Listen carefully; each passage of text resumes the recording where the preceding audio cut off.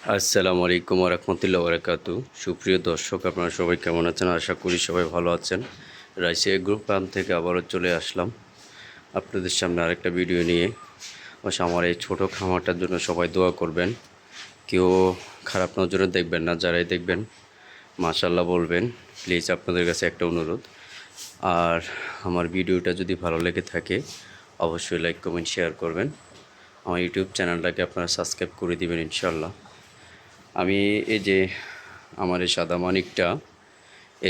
মানিকটা, গত 2 দিন ধরে আপনার পেটটা গ্যাস হয়ে গেছিলো। অতিরিক্ত খাবার খাওয়ার পর থেকে গ্যাস হয়ে গেছিলো।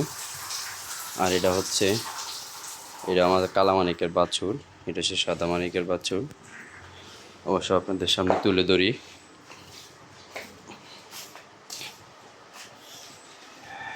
এটা হচ্ছে আমার কালামানিক, এটার জন্য সবাই দোয়া করবেন। আর এটা হচ্ছে আমার সাদা মানিক, এটার জন্য সবাই দোয়া করবেন। এটা হচ্ছে আমার বাছুরটা অবশ্য লোম উঠে যায়, এই কারণে খুব টেনশনে আছি।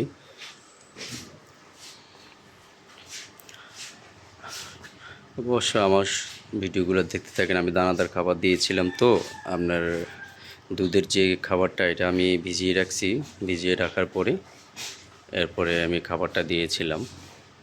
আপনারা যারা যারা দুধের খাবার ব্যবহার করবেন একটু ভিজিয়ে রাখবেন, ভিজিয়ে রাখার পরে খাবারটা দিবেন, আপনাদের জন্যই ভালো হবে